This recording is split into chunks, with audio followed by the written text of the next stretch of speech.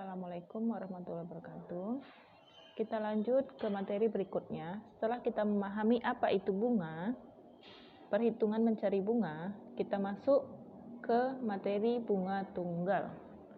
Jadi yang disebut bunga tunggal di sini adalah bunga yang diperoleh pada setiap akhir waktu yang ditentukan dan tidak mempengaruhi besarnya modal. Perhitungan bunganya setiap periode berdasarkan modal. Jadi bunganya di sini adalah suku bunga berarti persen ya, jangan lupa ya, dikalikan modal, dikalikan banyak periode. Oke, langsung aja ke contoh supaya semakin mengerti. Contohnya, nomor 1, diambil modal sebesar 1 juta, kemudian dibungakan dengan suku bunganya 2% per bulan. Tentukan banyak bunganya setelah 1 bulan, setelah 2 bulan, dan setelah 5 bulan. Jadi tinggal pakai aja rumus di atas. Bunga setelah 1 bulan berarti periodenya 1. Masukkan aja suku bunga 2% dikali modal 1 juta dikali 1, berarti 20.000 bunganya. Kalau bunga setelah 2 bulan berarti 2% dikali 1 juta dikali 2, karena periodenya 2 bulan, berarti 40.000. Bunga setelah 5 bulan berarti 2% dikali 1 juta dikali 5, berarti 100.000. Gampang ya. Oke, contoh nomor 2. Midun menyimpan modal sebesar 1 juta dan dibungakan dengan bunga tunggal selama 3 tahun dengan suku bunga 18% per tahun. Jadi pernya ini harus teliti ya. Di sini 18% per tahun. Berarti periode yang dibuat adalah tahunan. Kalau yang di atas tadi 2% per bulan, berarti periode yang dikasih adalah bulanan. Nah, kembali ke soal kita. Tentukan bunga yang diperoleh dan modal setelah dibungakan. Bunga yang diperoleh berarti 18% dikali 1 juta dikali 3 tahun, dikali 3. Karena periodenya ada 3 tahun. Berarti 540.000. Nah, modal setelah dibungakan berarti modal awal ditambah bunganya yang kita dapat. Berarti 1 juta ditambah 540.000 adalah 1.540.000. Contoh nomor 3. Modal sebesar 2.500.000 dibungakan dengan bunga tunggal 3% per cawu atau catur bulan atau per 4 bulan. Jangan lupa 1 catur bulan adalah 4 bulan. Nah, dia dibungakan selama 1 tahun 7 bulan. Tentukanlah A. bunga yang diperoleh, B. modal akhir. Nah, di sini 1 tahun 7 bulan. Bunganya 3% per 4 bulan. Jadi kita simpulkan dulu. 4 bulan itu berarti 1 cawu, maka 1 tahun 7 bulan itu adalah 19 per 4 cawu. 1 tahun 7 bulan itu adalah 19 per 4 cawu. Nah, kita pakai rumusnya. Bunga sama dengan suku bunga dikali modal kali periode. 3% dikali 2.500.000 dikali periodenya jadinya 19 per 4. Maka dapatlah 356.250 rupiah.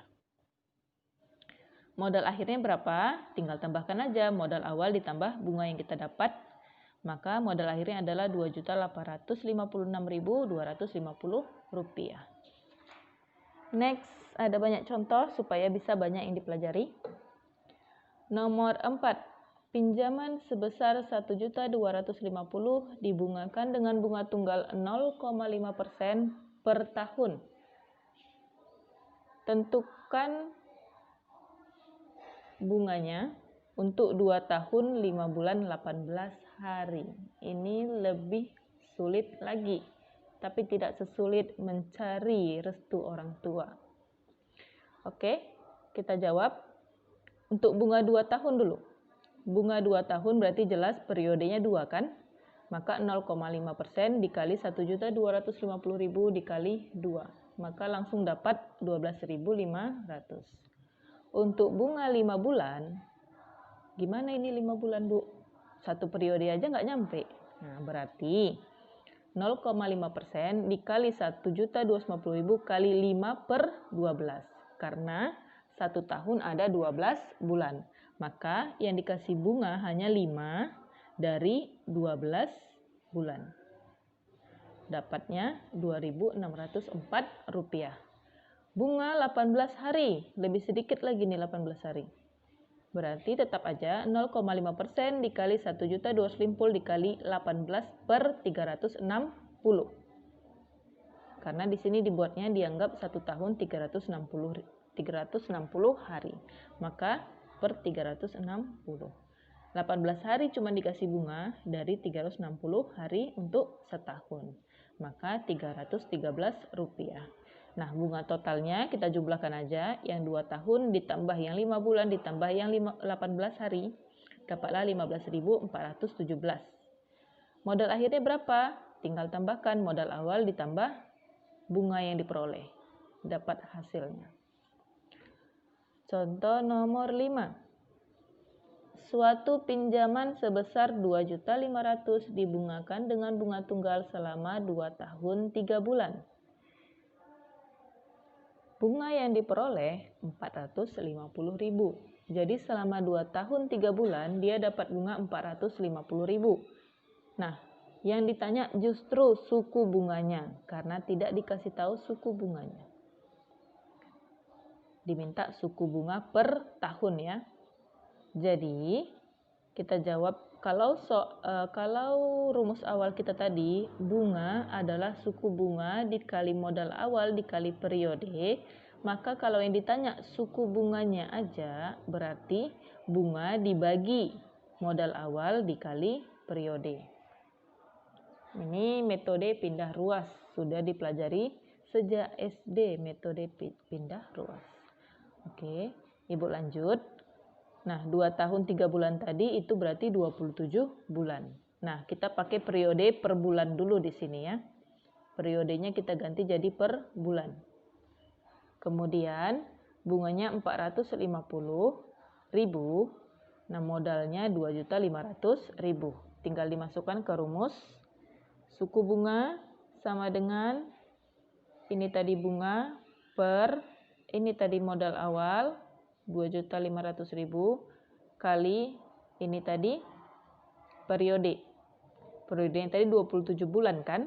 Karena minta per tahun maka per 12. Karena 1 tahun itu ada 12 bulan. Oke. Kemudian kita selesaikan secara pecahan. Maka dapatlah jawabannya 0,08. Di mana 0,08 ini kalau ubah ke persen jadi 8 per 100 berarti 8%. Nah, suku bunga tiap tahunnya berarti 8%. Tiap triwulannya berapa? 1 tahun ada 4 triwulan. Maka 8% bagi 4 adalah 2%. Kalau masih ada yang bingung masalah triwulan, caturwulan, semester, terus pecahan, persenan, kalau masih ada yang mau diulang atau mau ditanya boleh kamu WA pribadi Ibu, nanti Ibu usahakan bantu sampai ngerti. Karena kalau tidak mengerti ini tentang pecahan, caturwulan dan sebagainya, kita susah untuk melanjut ke berikutnya. Kalau memang ada pertanyaan silahkan tanya, tidak perlu ragu, tidak perlu sungkan, tidak perlu malu-malu. Hanya perlu ingat waktu, jangan jam 12 malam kamu WA Ibu, oke? Kita lanjut lagi. Nomor 6. Suatu pinjaman sebesar 1.500.000 dibungakan dengan suku bunga tunggal 7,5% per semester. Ternyata modalnya menjadi 1.800.000. Nah, modalnya dari 1,5 menjadi 1,8 juta. Yang ditanya, berapa bulan uangnya dibungakan? Nah, kalau yang di atas tadi yang ditanya suku bunganya, yang ini ditanya bulannya. Jadi, dari rumus awal kita, mana rumus awalnya?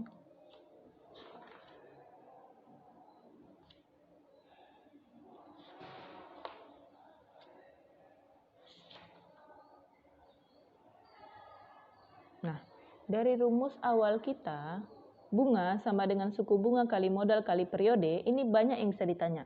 Bisa aja nanti yang ditanya bunganya, atau bisa aja yang ditanya suku bunganya.